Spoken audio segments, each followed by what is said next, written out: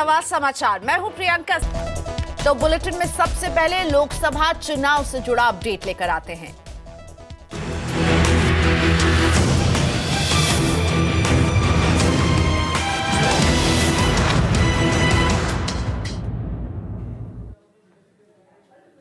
तीसरे चरण में 15 राज्यों के 116 सीटों पर 3 बजे तक 51% से ज्यादा मतदान की खबर है। सबसे कम मतदान जम्मू कश्मीर में 11% रहा है और सबसे ज्यादा पश्चिम बंगाल में 68% वोट डाले गए हैं। असम में 62% वोटिंग अभी तक हुई है। संसदीय क्षेत्रों की बात करें तो सबसे ज्यादा 72% मतदान के साथ पश्चिम बंगाल के बालूरघाट में नंबर निकल कर आ रहे हैं और सबसे कम जम्मू कश्मीर के अनंतनाग सीट पर 11% वोटिंग ही अभी तक हुई है।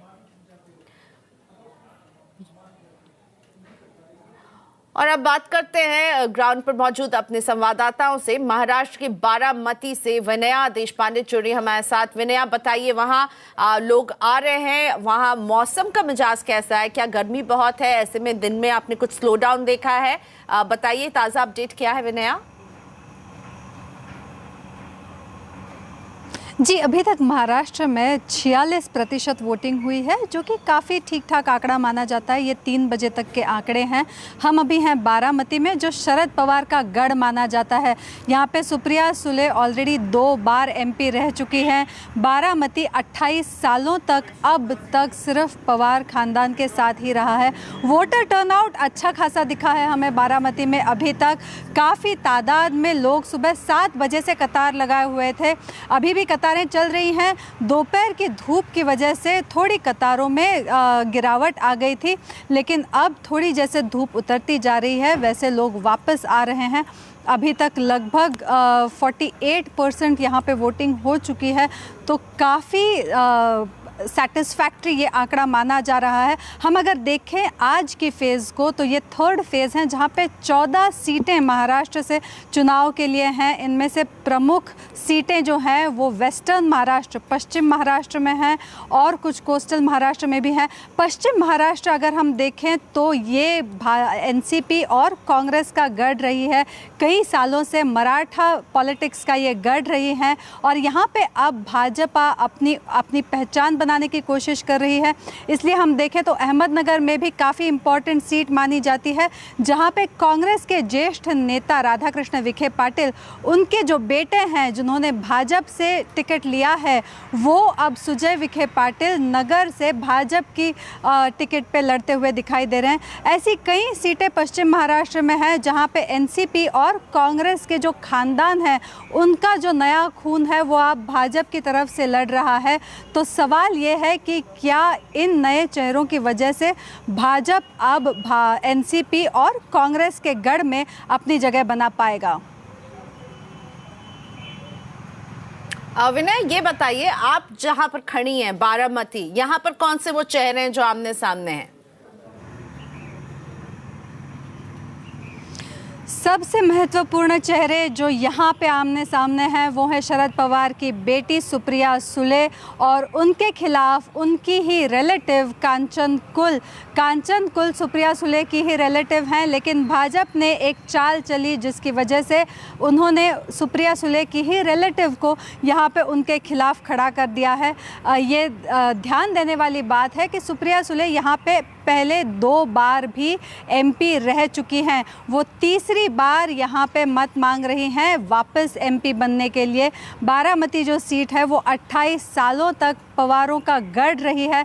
यहाँ पे 2014 की मोदी लहर भी पवारों को यहाँ से भगा नहीं पाई। 2014 की लहर में भी सुप्रिया सुले काफ़ी अच्छे बहुमत से जीती।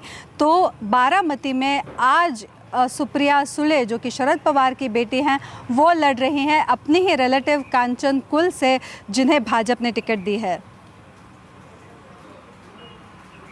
धन्यवाद विनया। तो सुप्रिया सूले और कांचन कूले आमने सामने हैं बारामती से। विनया बता रही थी अच्छे खासी वोटिंग परसेंटेज अभी पूरे पश्चिम महाराष्ट्र से 3 बजे तक जो उनके पास आया 46% की वोटिंग हुई है। अब रुक करते हैं उत्तर प्रदेश का। रामपुर से प्रियंका जुड़ रही हमारे संवाददाता। प्रियंका बताइए, रामपुर में हम सुबह देख रहे थे, आप जयप्रदा से भी बात कर रही थी, किस तरह की वोटिंग प्रतिशत आप अभी आपको पता चल रही है? लोग आ रहे हैं, वोट डाल रहे हैं, गर्मी उन्हें पीछे तो नहीं, उनका हौसला कम तो नहीं कर रही है प्रियंका? जी, रामपुर के जिस पुलिस स्टेशन पर अभी हम मौजूद हैं, यहाँ पर से कुछ ही देर पहले, कुछ मिनट पहले आजम खान वोट डाल के गए। तो तस्वीरें आपको दिखा रहे हैं कि अभी भी लोगों का आना जाना जो है वो पोलिंग बूथ पर बना हुआ है। खासतौर पर रामपुर की अगर बात करें तो 50% जो वोटिंग परसेंटेज है वो हो चुका है। 3 बजे तक 50% वोटिंग हो चुकी है और अभी भी जो लोग हैं वो लगातार आ रहे हैं। पोलिंग बूथ की तस्वीरें आप देख रहे हैं। जाहिर तौर पर गर्मी बहुत ज्यादा है, लेकिन लोग आज की तारीख में अपने वोट का मतलब समझते हैं। आप वोट देकर आए हैं अभी? जी। क्या मुद्दे आपको लगता है रामपुर के? ये है कि रामपुर के आदमी खान निकल पाएंगे जी, पर मुद्दे क्या हैं? मुद्दे ये है कि इलेक्शन जो चल रहा है ज्यादातर तो आजमी खान के पास चल रही है। अच्छा, ठीक है। क्या मुद्दे लगते हैं आपको रामनगर के?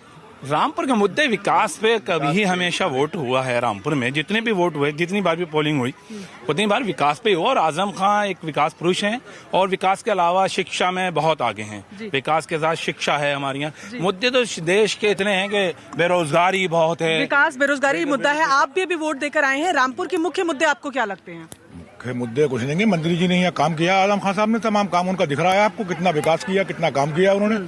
तो जो काम हो चुका है उस पर वोट है। उस पर वोट है जी। तो तमाम जो लोग हैं वो अलग अलग मुद्दे लेकर अलग अलग इलाकों में जब हम जा रहे हैं तो सबके पास अपने अपने कारण है, लेकिन बात सबसे अहम यही है कि आज गर्मी हो चाहे कैसा भी मौसम हो, लोग जानते हैं कि आज के दिन वोट करना कितना जरूरी है। और शायद यही कारण है कि 50% वोटिंग ऑलरेडी हो चुकी है। अगर हम रामपुर की बात करें, अलग अलग इलाकों की बात करें, लोग अपने पसंदीदा प्रत्याशियों को आकर वोट दे रहे हैं, लेकिन घर से बाहर निकल रहे हैं। और इस वक्त भी जब धूप कड़ी है, इस वक्त भी लोग घरों से बाहर निकलकर यहां वोट दे रहे हैं। सीट की अगर बात की जाए तो यहां पर बीजेपी से जयप्रदा हैं, आजम खान गठबंधन से हैं। जयप्रदा यहां से एमपी रह चुकी हैं, लेकिन वो तब एसपी में थी। और आजम खान यहां से 9 बार एमएलए का चुनाव लड़ चुके हैं, जीत चुके हैं। तो ऐसे में टक्कर काफी यहां पर देखने को मिल रही है। और तमाम जो अलग अलग इलाकों में हम जा रहे हैं तो लोगों के अलग अलग रीजंस भी हैं, लेकिन सबसे अहम बात यही है कि लोग घर से बाहर निकल रहे हैं। स्पीड मंदी ही सही, लेकिन बाहर निकल के लोग वोट कर रहे हैं। जी, धन्यवाद प्रियंका। तो प्रियंका बताती हुई कि 3 बजे तक जो आंकड़े मिल रहे हैं उसके हिसाब से इस इलाके में जहां वो खड़ी थी वहां 50% वोटिंग हो चुकी है, यानी अच्छी तेजी है और अभी भी लोग पहुंच रहे हैं वोटिंग बूथ में। विनया बारामती से हमें अपडेट दे रही थी, प्रियंका हमें दे रही थी रामपुर से। आप दोनों का धन्यवाद इस बातचीत के लिए। और अब बात आपको बताते हैं आज कितने खास लोगों ने भी वोट दिया है। प्रधानमंत्री मोदी भी आज वोट करने के लिए अहमदाबाद पहुंचे थे और गांधीनगर लोकसभा सीट के लिए अहमदाबाद के रानिप में उन्होंने आज वोट डाला है। और क्योंकि ये इलाका गांधीनगर लोकसभा में आता है, मतदान करने से पहले पीएम मोदी अपनी मां हीराबेन से उन्होंने आशीर्वाद भी लिया और मां का आशीर्वाद लेने के बाद वो खुली जीप से लोगों का अभिवादन करते हुए बूथ तक पहुंचे, जहां उनके स्वागत के लिए अमित शाह पहले से ही मौजूद थे। पोलिंग बूथ पर अमित शाह ने पूरे परिवार के साथ पीएम मोदी से मुलाकात की। वोट डालने के बाद पीएम ने दूसरे लोगों से भी वोट करने की अपील करते हुए दावा किया कि आतंक की आईडी से ज्यादा पावरफुल है लोकतंत्र की वोटर आईडी।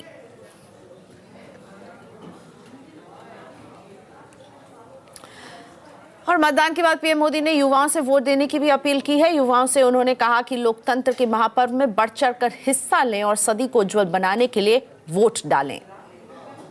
नए मतदाताओं को मैं विशेष आग्रह करूंगा कि वे 100% मतदान का संकल्प करें और मतदान करें। दुनिया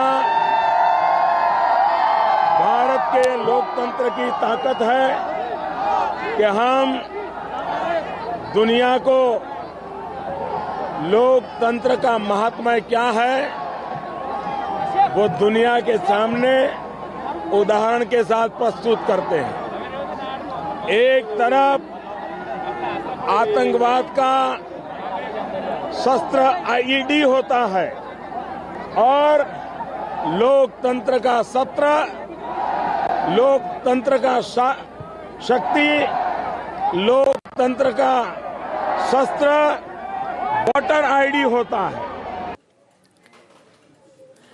और इधर बीजेपी अध्यक्ष और गांधीनगर सीट से उम्मीदवार अमित शाह ने भी अहमदाबाद के नारायणपुरा बूथ पर अपना मतदान दिया। मतदान के लिए वो अपने पूरे परिवार के साथ यहां पहुंचे थे।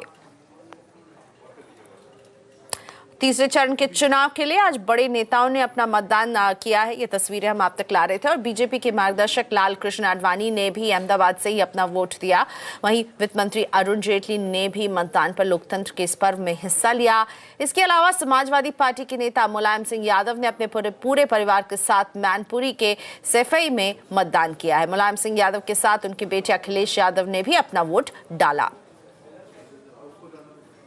उधर यूपी की 10 सीटों पर मतदान चल रहा है। इस दौरान मुरादाबाद में एक चुनाव अधिकारी पर आरोप लगा है कि वो मतदाताओं पर साइकिल के निशान के सामने बटन दबाकर सपा को वोट करने के लिए दबाव बना रहा था। इस घटना के बाद बीजेपी के कार्यकर्ताओं ने चुनाव अधिकारी की जमकर पिटाई कर दी। तीसरे चरण के चुनाव के दौरान पश्चिम बंगाल के मुर्शिदाबाद के भगवानपुर में उपद्रवियों ने पोलिंग बूथ के पास देसी बम मारे और वोटरों को डराने की कोशिश की, जहां कांग्रेस और तृणमूल कांग्रेस के कार्यकर्ताओं के बीच झगड़े में एक की मौत भी हो गई है, जबकि 2 लोग घायल हो गए हैं, जिनकी हालत गंभीर बताई जा रही है। ये घटना भगवानपुर के बूथ नंबर 186 पर घटी है। लोकसभा चुनाव के लिए तीसरे चरण के लिए वोटिंग जारी है और इस बीच सपा अध्यक्ष अखिलेश यादव ने ईवीएम पर फिर सवाल उठाए हैं। अखिलेश यादव ने गोवा में ईवीएम गड़बड़ी का हवाला देते हुए ट्वीट किया है। उन्होंने कहा है कि गोवा में मॉक पोल के दौरान चुनाव आयोग फिर शर्मसार हुआ। दरअसल गोवा में मॉक पोल के दौरान बीजेपी को 17 वोट मिले, जबकि हर पार्टी के उम्मीदवार को 9 से ज्यादा वोट नहीं मिल सकते थे। तो इसी घटना का हवाला देते हुए अखिलेश यादव ने चुनाव आयोग पर निशाना साधा। राहुल गांधी ने एक बार फिर से वोटिंग के दिन इशारों में ही न्याय योजना की याद दिलाई है। वायनाड में उनके खिलाफ चुनाव लड़ रहे प्रत्याशी तुषार वेल्लापल्ली ने इस पर चुनाव आयोग से शिकायत भी कर दी है। राहुल ने ट्वीट किया था कि भारत के युवाओं के हाथ में देश का भविष्य है और वो सभी भारतीयों के लिए न्याय चाहते हैं, इसलिए बुद्धिमानी से वोट करेंगे। इस ट्वीट के साथ राहुल ने एक वीडियो भी शेयर किया था।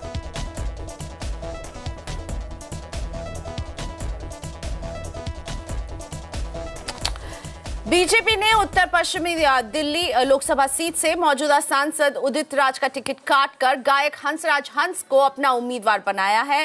हंसराज हंस कांग्रेस के राजेश लिलोथिया और आम आदमी पार्टी के गुगन सिंह के खिलाफ मैदान में उतरेंगे। नामांकन के आखिरी दिन बीजेपी ने उदित राज का टिकट काटकर हंसराज हंस को ये टिकट दे दिया। टिकट कटने पर उदित राज ने नाराजगी जताई और कहा है कि पार्टी को काम करने वाले अच्छे नेताओं की जरूरत नहीं। जब सबसे अच्छा कार्य किया, देश में नंबर 1 नंबर 2 स्तर के लेवल पर आया, तो भी टिकट कट रहा था। इसके मतलब कि पार्टी मुझे छोड़ रही है। जब पार्टी मुझे छोड़ रही है तो मेरी मजबूरी है। और दूसरी बात है कि मैं गलती से शायद पार्टी में आ गया। पार्टी को बाद में एहसास हो गया कि ये जनाधार वाला दलित नेता कहाँ से आ गया। तो पार्टी में जनाधार दलित नेता नहीं चाहिए, गूंगे और बहरे चाहिए। धर्मेंद्र और हेमा मालिनी के बाद सनी देओल भी बीजेपी में आज शामिल हो गए हैं। रक्षा मंत्री निर्मला सीतारमण ने उन्हें पार्टी की सदस्यता दिलाई। इस मौके पर रेल मंत्री पीयूष गोयल भी मौजूद थे। बीजेपी में शामिल होने के बाद सनी देओल ने कहा कि राजनीति में मेरी बातें नहीं काम बोलेगा। खबरों के मुताबिक बीजेपी सनी देओल को गुरदासपुर सीट से उम्मीदवार बना सकती है। गुरदासपुर बीजेपी की परंपरागत सीट रही है। इस सीट से विनोद खन्ना कई बार सांसद रहे थे, लेकिन उनके निधन के बाद उपचुनाव में ये सीट कांग्रेस के पास चली गई थी। जिस तरह से मेरे पापा इस परिवार के साथ, अटल जी के साथ जुड़े थे, आज मैं यहां मोदी जी के साथ जुड़ने आया हूं। उन्होंने देश के लिए बहुत कुछ किया है और मैं चाहता हूं कि अगले 5 साल भी वही रहें, क्योंकि हम आगे बढ़ना चाहते हैं। जिस तरह से हमें आगे लाए हैं, हमें और आगे जाना है, क्योंकि हमारी जो यूथ है उन्हें मोदी जैसे लोगों की जरूरत है। पीएम मोदी ने आज ओडिशा में चुनावी रैली की। रैली में उन्होंने अपने भाषण की शुरुआत में कहा कि ये लहर नहीं ललकार है, फिर एक बार मोदी सरकार है। वहीं पीएम ने पहली बार नवीन पटनायक सरकार पर सीधे हमला किया और कहा कि ओडिशा के युवा पूछ रहे हैं कि नवीन पटनायक की सरकार उद्योग क्यों नहीं लगा रही है। चुनाव के आखिरी दौर पे आया हूं तो मैं उनको कहना चाहता हूं, नवीन बाबू आप जा रहे हो, आपका जाना तय है। ये मुट्ठी भर अफसर आपको नहीं बचा पाएंगे। चौथे चरण के प्रचार के लिए कांग्रेस अध्यक्ष राहुल गांधी राजस्थान पहुंचे। अपने भाषण में राहुल गांधी ने कहा कि पिछले 5 साल में पीएम मोदी ने सिर्फ 15 उद्योगपतियों के लिए सरकार चलाई है और इस सरकार ने किसानों का सिर्फ नुकसान किया है। रैली में राहुल गांधी ने कहा कि पिछले 5 साल में सबसे ज्यादा नुकसान आदिवासियों का हुआ है, लेकिन अगले 5 साल सिर्फ न्याय ही होगा। उन्होंने कहा कि मैं 15 लाख का झूठ नहीं बोलूंगा, लेकिन हमने 72,000 रुपए देने का वादा किया है। नरेंद्र मोदी जी जहां भी जाते हैं झूठ बोलते हैं, जो भी उनके मन में आता है वो बोल जाते हैं। 15 लाख रुपए दूंगा, भ्रष्टाचार के खिलाफ लड़ाई लड़ूंगा, किसानों को सही दाम दूंगा, जो भी दिल में आता है वो कह देते हैं। मैं आपसे सिर्फ सच बोलूंगा और जो आपने यहां सुना, चाहे वो न्याय योजना 72,000 रुपए हो, चाहे वो 22 लाख युवाओं को रोजगार देने की बात हो, चाहे वो किसान की मदद करने की बात हो, वो यहां आपको सच सुनाई देगा। भोपाल से बीजेपी उम्मीदवार साध्वी प्रज्ञा ठाकुर ने आज अपना पर्चा दाखिल कर दिया है। नामांकन से पहले उन्होंने भोपाल में रोड शो निकालकर शक्ति प्रदर्शन किया। रोड शो में शामिल लोग मैं हिंदू भगवाधारी हूं लिखी तख्तियां लेकर चल रहे थे। रोड शो में अधिकांश लोग केसरिया रंग के कपड़े पहने नजर आए और साथ ही में भगवा साफा भी बांधे हुए थे। रोड शो में हजारों की संख्या में साधु संत भी शामिल हुए हैं। जब साध्वी प्रज्ञा का काफिला कलेक्ट्रेट पहुंचा तो एनसीपी के कार्यकर्ता ने उन्हें काला झंडा दिखाया, जिसके बाद बीजेपी कार्यकर्ताओं ने उसकी पिटाई कर दी। विवाद बढ़ता देख पुलिस को बीच बचाव करना पड़ा। कांग्रेस अध्यक्ष राहुल गांधी को सुप्रीम कोर्ट से फिर एक बार झटका लगा है। कोर्ट ने राफेल मामले पर राहुल गांधी को एक बार फिर नोटिस भेजा है, जिस पर 30 अप्रैल को सुनवाई होगी। दरअसल कोर्ट के हवाले से चौकीदार चोर है वाले बयान पर राहुल गांधी ने कल खेद जताया था, जिस पर कोर्ट ने कहा कि राहुल गांधी ने अपने बयान के लिए माफी नहीं मांगी है, उन्होंने सिर्फ खेद जताया, जिससे सुप्रीम कोर्ट संतुष्ट नहीं है।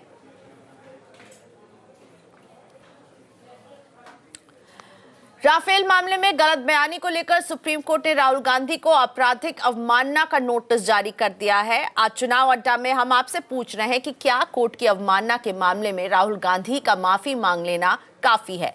आप हमारे ट्विटर हैंडल @CNBC_आवाज पर जाकर अपनी राय दे सकते हैं।